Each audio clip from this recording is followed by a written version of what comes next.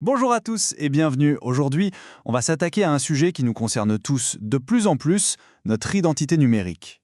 On va décortiquer ensemble un système vraiment ingénieux qui a pour but de rendre la reconnaissance faciale non seulement plus juste, mais surtout bien plus sécurisée. Cette question, elle est vraiment au cœur du sujet. Pensez-y 2 secondes. Votre visage change tout le temps. Vous souriez, vous êtes fatigué, vous mettez des lunettes, et pourtant, en ligne, votre identité se résume souvent à une seule photo. Un instantané figé. C'est un peu comme construire une maison sur une seule brique. C'est fragile et on va voir exactement pourquoi. Et voilà le premier gros problème. Un seul visage, mais une tonne de défis. En se basant sur une unique photo, on donne bien peu d'informations à un système qui, lui, doit être certain de qui vous êtes. C'est une base de données beaucoup trop pauvre. Imaginez la scène. Un simple changement de lumière, une photo prise sous un angle un peu différent, ou même le fait de porter des lunettes aujourd'hui alors que vous n'en aviez pas sur votre photo de profil. Eh bien, tous ces petits riens peuvent complètement embrouiller une intelligence artificielle. C'est ce qu'on appelle le manque de robustesse. Face à ces faiblesses, il faut une approche radicalement différente. Alors c'est quoi cette solution? Allez, on entre dans le cockpit de contrôle. C'est d'ici que tout se passe. Imaginez une interface où ce n'est plus une seule image qui vous définit, mais toute une collection de photos que vous gérez vous-même. C'est parti, on fait la visite. Bon, tout commence ici, dans la zone de capture. C'est très simple, c'est la porte d'entrée.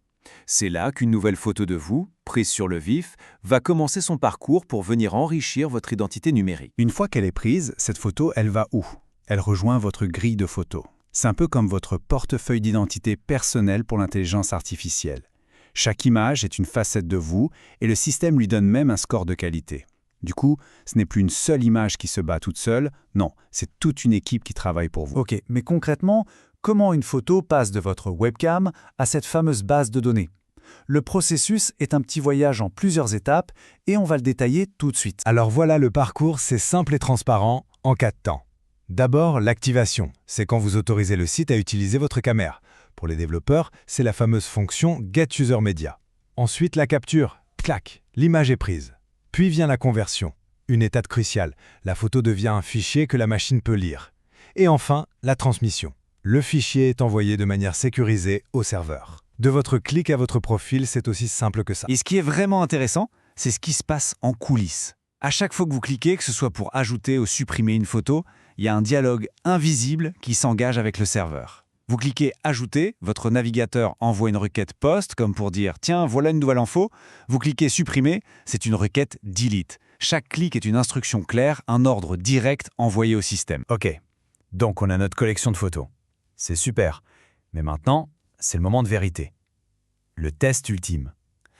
Comment le système utilise toutes ces images pour vérifier que c'est bien vous et pas un imposteur qui essaye de se connecter? C'est là que toute l'intelligence du système entre en jeu. La solution s'appelle le test par consensus. Oubliez l'idée d'un seul témoin.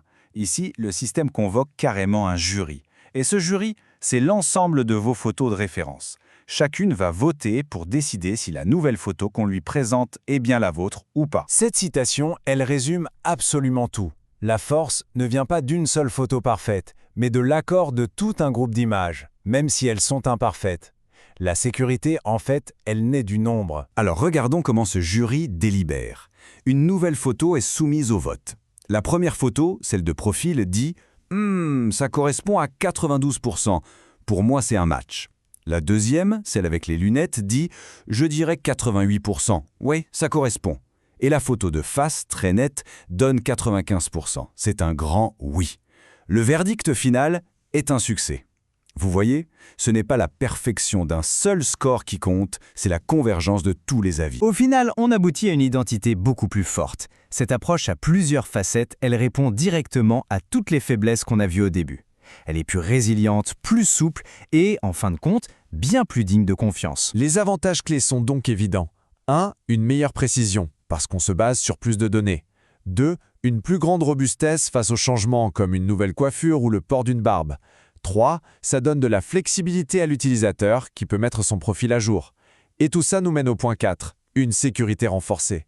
C'est quand même beaucoup plus difficile de tromper 10 photos qu'une seule. S'il y a une chose à retenir, c'est celle-ci, et c'est magnifiquement illustré là.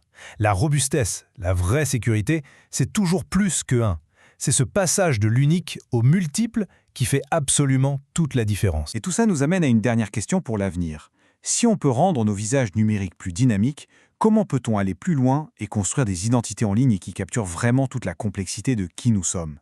La question est ouverte. Merci beaucoup de nous avoir suivis.